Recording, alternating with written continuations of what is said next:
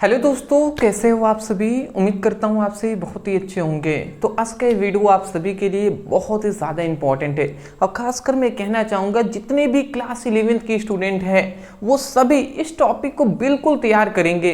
तो class 11th physics का हम पहला चैप्टर या हम कह सकते हैं दूसरा चैप्टर पढ़ रहे थे जो है मात्रक एवं मापन। इस चैप्टर का हम ये पढ़ना जो इम्पोर्टेंट टॉपिक पढ़ने वाले हैं जो है सार्थक अंक। बहुत सारे स्टूडेंट हैं जिनको सार्थक अंक में बहुत सारे कंफ्यूजन होते हैं, उनको समझ ही में नहीं आते। तो आज के वीडियो अगर आप देख लेते हैं सार्थक अंक में बिल्कुल भी आपका कंफ्यूजन नहीं रहेगा। तो सार्थक अंक क्या होते हैं इसको भी हम जानेंगे, फिर हम जानेंगे सार्थक अंक के नियम जो कि मोस्ट इंपॉर्टेंट है, इसका नियम इसको भी हम जानने वाले हैं। तो मैं यही कहूँगा ये फ्री में क्लासेज आपको प्रोवाइड की जा रही हैं यूट्यूब पर, तो इसका सही इस्तेमाल आपको करना है। केवल वीडियो देखने से नहीं होगा दोस्त, आप कॉपी पेन लेकर बैठेंगे और उसके बाद आप वीडियो को देखिए, सीखिए, समझिए और आगे बढ़िए। ठीक है ना। चलिए जी, तो मैं आशा करता हूं कि जो भी स्टूडेंट सीरियस होंगे वो जरूर कॉपी पेन लेकर बैठेंगे। ठीक है ना। चलिए, तो यहाँ पे हम क्या पढ़ने वाले हैं, सबसे पहले हम जानेंगे सार्थक अंक। सार्थक अंक क्या होते हैं जी। देखिए यहाँ पे हमने इसका परिभाषा लिखा हुआ है। क्या लिखा हुआ है कि किसी भौतिक राशि, ध्यान से आप समझेंगे, कहा जा रहा है कि किसी भौतिक राशि को यथार्थतापूर्वक व्यक्त करने के लिए उपयोग में लाए गए अंकों की संख्या को सार्थक अंक कहते हैं। समझ में आया। यहाँ पे कह रहे हैं कोई भी किसी भौतिक राशि को यथार्थतापूर्वक व्यक्त करने के लिए, मतलब कोई भी भौतिक राशि है उसको प्योर रूप से, प्योर आप समझ रहे हैं ना, शुद्ध रूप से, उसी को यथार्थतापूर्वक कहा जा रहा है। तो किसी भी भौतिक राशि को शुद्ध रूप से व्यक्त करने के लिए जो उपयोग में लाए जाते हैं, जितने अंक उपयोग में लाए जाते हैं, तो उन अंकों की संख्या को ही सार्थक अंक कहते हैं। फिर भी बहुत सारे स्टूडेंट हैं जिनको परिभाषा तो याद करना मजबूरी है, ये तो करना ही पड़ेगा, बट समझ नहीं आया होगा। बट कोई नहीं जी, हम आपको सिंपल लैंग्वेज में भी समझाएंगे। बहुत सारे ऐसे भी स्टूडेंट होंगे जिनको पहले तो यही नहीं पता कि भौतिक राशि क्या होते हैं, तो वो कैसे समझेंगे जब इनको भौतिक राशि ही नहीं पता। तो इसलिए मैं कह रहा हूँ कि ये तो ये इस चैप्टर का लगभग छठा वीडियो है।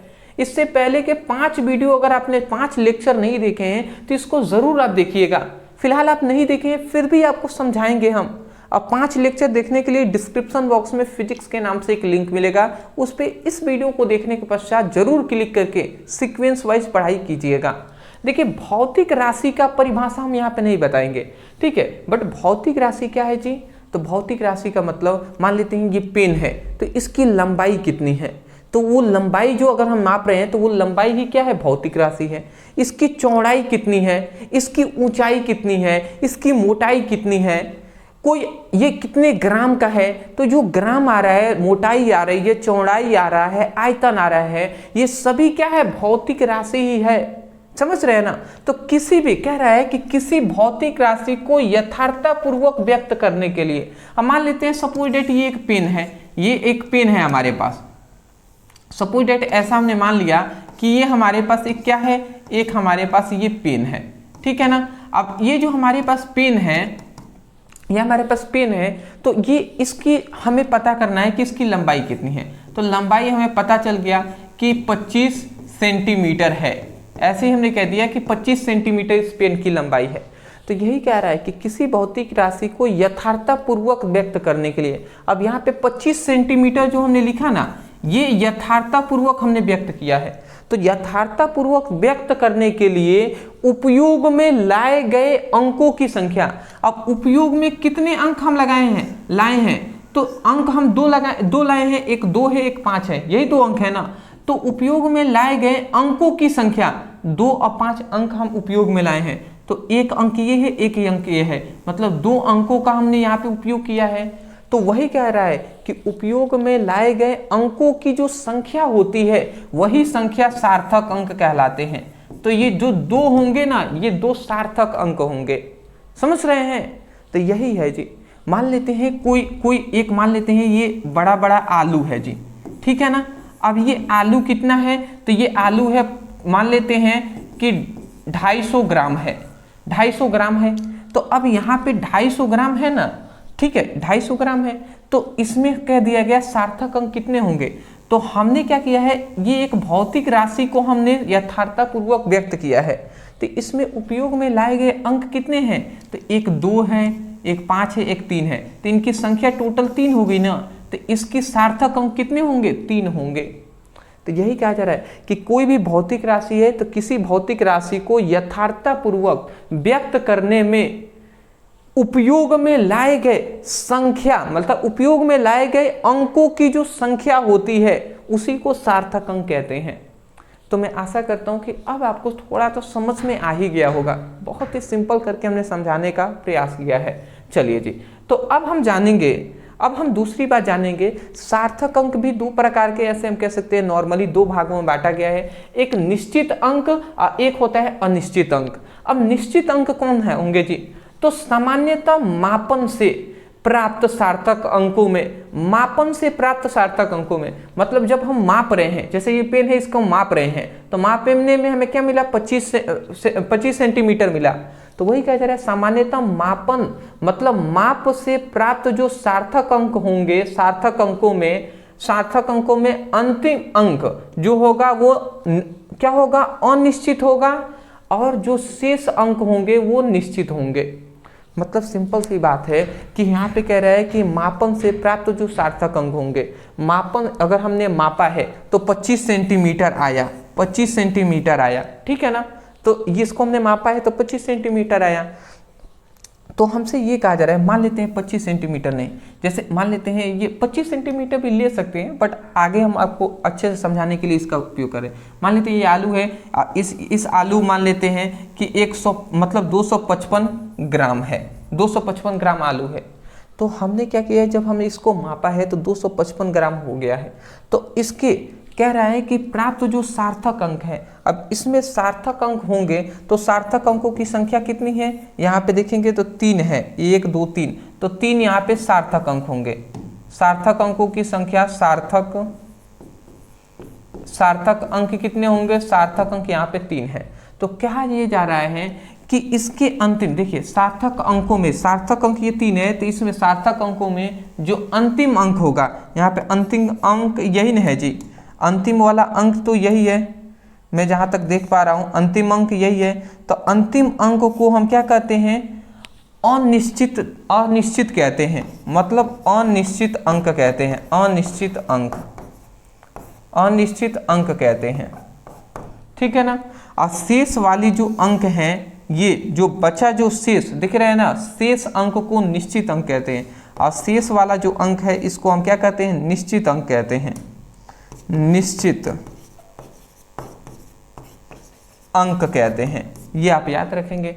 ज्यादातर ना ये दशमलव में, जैसे मान लेते हैं हमने लिख दिया 455.4, ठीक है ना, और हमने यहाँ पे लिख दिया ग्राम, ऐसे हमने लिख दिया 455.4 ग्राम हमने लिखा है।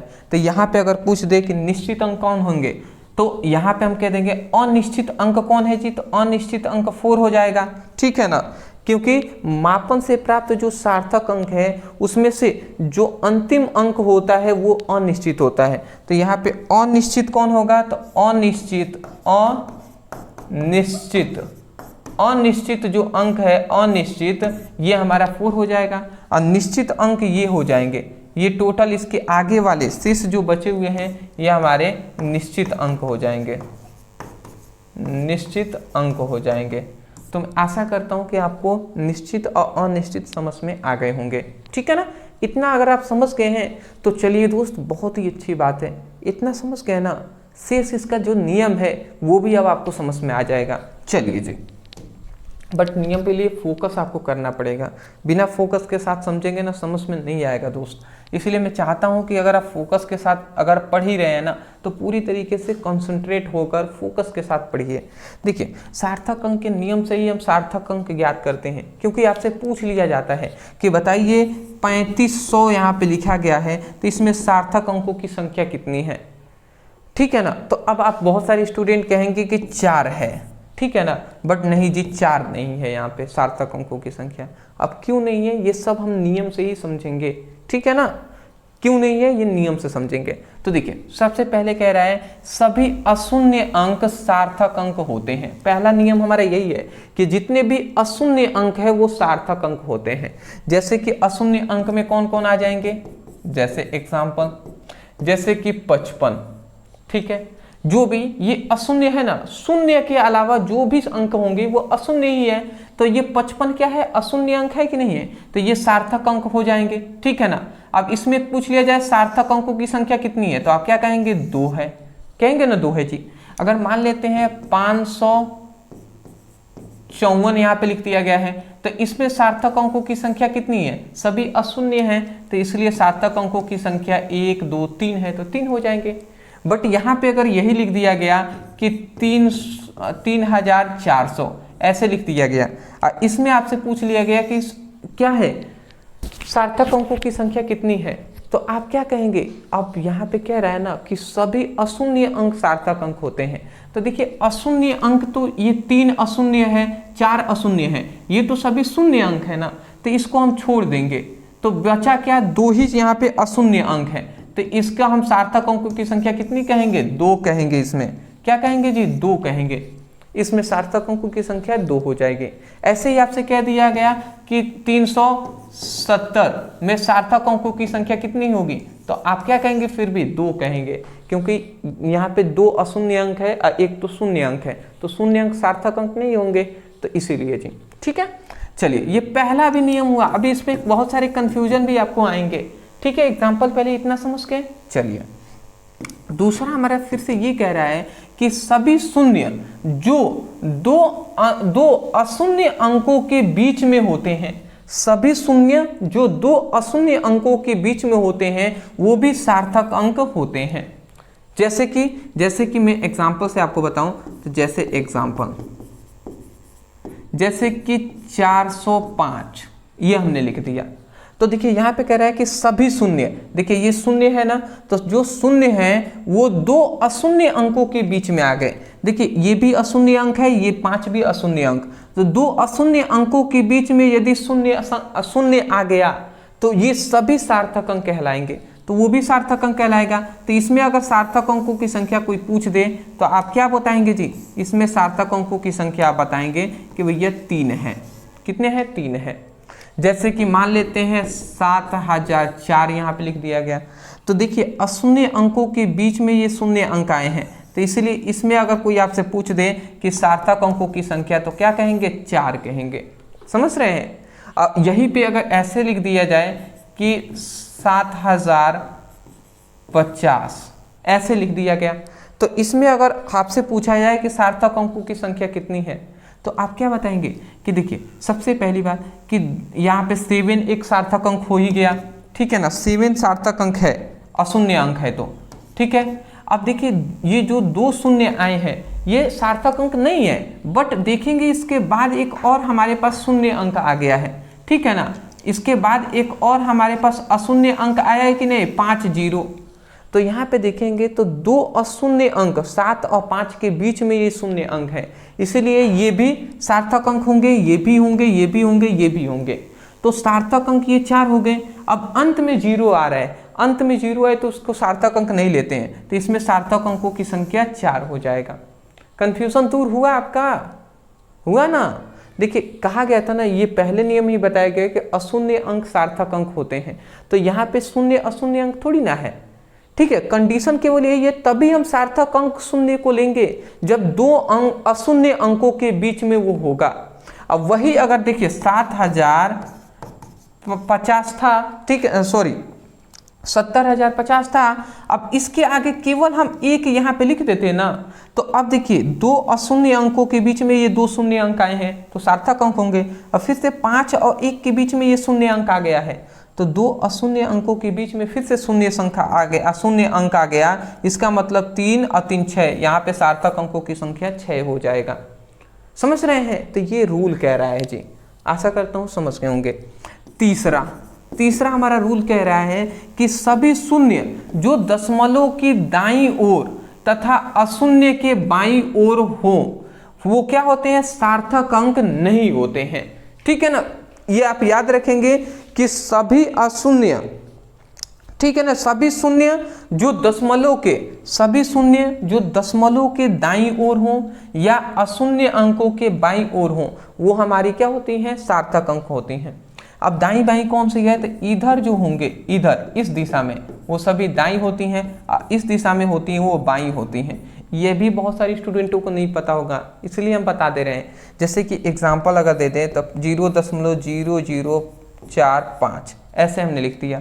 तो अगर हम देखें तो यहाँ पे कह रहा है कि सभी शून्य जो दशमलव के दाईं ओर, अब दशमलव यहाँ पे है तो दशमलव के दाईं ओर का मतलब इधर, तो जो दशमलव के दाईं ओर जो भी शून्य होंगे वो और अशून्य अंकों के बाईं ओर, अशून्य अंक ये है, अशून्य अंक के बाईं ओर भी जितने भी शून्य अंक होंगे ये सभी सार्थक अंक नहीं होते हैं।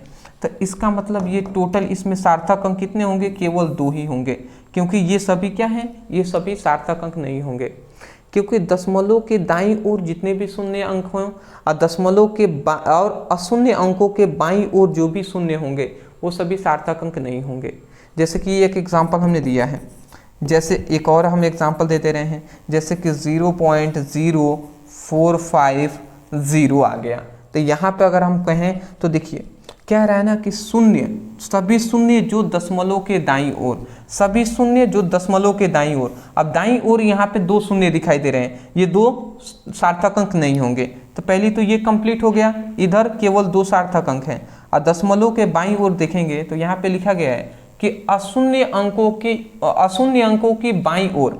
अब अशून्य अंक यही है, इसकी बाईं ओर इधर है, तो बाईं ओर ये जितने भी शून्य होंगे वो भी सार्थक अंक नहीं होंगे। तो यहाँ पे ओनली सार्थक अंकों की संख्या कितनी आ जाएंगी, 2 आ जाएंगे, जो है 4 और 5। समझ रहे हैं ना। तो आशा करता हूँ कि आपको समझ में आ रहा होगा। मुझे नहीं लगता इतना डीप में हम जितना बात कर रहे हैं उतना मुश्किल है जी, मुश्किल है इतना समय देना। बट फिर भी मैं चाहता हूँ कि जो भी स्टूडेंट सब्र के साथ ये वीडियो देख रहे हैं, हम पर विश्वास किए हुए हैं, उनको कोई भी दिक्कत नहीं आनी चाहिए, कन्फ्यूज़न तो बिल्कुल नहीं होनी चाहिए। इसलिए पूरी तरीके से मैं कोशिश कर रहा हूँ कि आपको अच्छे से समझ में आए और डिटेल में समझ में आए, ठीक है ना। चलिए स्क्रीनशॉट आप ले लीजिए। और भी नियम है जिसको हमें जानना है। नेक्स्ट देखिए, अभी तक हमने 3 नियम जाना। अब 3 नियम के बाद फिर से चौथा नियम हमारा यहाँ पे क्या कह रहा है, ये भी देख लीजिए। सभी शून्य जो अंतिम अशून्य अंकों की दाईं ओर हो, ध्यान से समझेंगे बाबू, बहुत दिक्कत आएगा। कह रहे हैं कि सभी शून्य जो अंतिम अशून्य अंक के दाईं ओर हो वो सार्थक अंक नहीं होते हैं। पहला इतना ही हम समझ लेते हैं। कह रहा है कि सभी शून्य जो अंतिम अशून्य अंक के दाईं ओर हो वो सार्थक अंक नहीं होते हैं। जैसे कि 3500 हमने लिख दिया, तो कह रहा है कि सभी शून्य में यही 2 शून्य है ना, तो सभी शून्य जो अंतिम अशून्य अंक, ये अंतिम अशून्य अंक है, अंतिम अशून्य अंक के दाईं ओर हो, दायां तो इधर ही है ना, तो दाईं ओर हो वो सार्थक अंक नहीं होते हैं। तो बिल्कुल सही बात है, यहाँ पे सार्थक अंकों की संख्या 2 ही ना होगा जी, क्योंकि पहला ही रूल हमसे यही कह रहा था कि सभी अशून्य अंक सार्थक अंक होते हैं। तो हमने बताया था कि जैसे 3400 है तो इसमें सार्थक अंकों की संख्या 2 होगा। तो ये तो हमसे बात कह दिया, ये तो इतना लाइन समझ में आ गया। दूसरा, अब इसमें कंफ्यूजन क्या कर रहा है, दूसरी तरफ सभी शून्य जो अंतिम अशून्य अंक के दाईं ओर हो वो क्या होते हैं, सार्थक अंक क्या होंगे। मतलब यहाँ पे ये कह रहा है दूसरी तरफ सभी शून्य जो अंतिम अशून्य अंक के दाईं ओर हो सार्थक अंक होंगे यदि वे मापन में हो। मतलब कह रहा है कि जो यहाँ पे ये सभी है ना, ठीक है, भले ही दाईं ओर हैं फिर भी ये सार्थक अंक हो जाएंगे यदि वे मापन में हैं, यदि वो मापन में है। मापन का मतलब समझ रहे हैं, जैसे यहाँ पे 3500 लिखा गया है, यहीं पे अगर मीटर लिख दे तो अब ये मापन में हो गया 3500 मीटर। तो यहाँ पे अब ये सभी क्या कहलाएंगे, सभी शून्य हो या अशून्य हो, ये में सार्थक अंकों की संख्या 4 हो जाएगा। समझ रहे हैं, ये बातें कहा गया है। जैसे कि मान लेते हैं, जैसे कि हमसे यहाँ पे लिख दिया गया है, जैसे एग्जाम्पल में जैसे 250 लिख दिया गया, तो 250 अगर लिख दिया गया, इसमें पूछा गया सार्थक अंकों की संख्या, तो आप कहेंगे 2, परंतु यहाँ पे 250 के साथ साथ आप यहाँ पे ग्राम लिख दिया गया, तो अब यहाँ पे क्या कहेंगे, अब यहाँ पे सार्थक अंकों की संख्या 3 कहेंगे।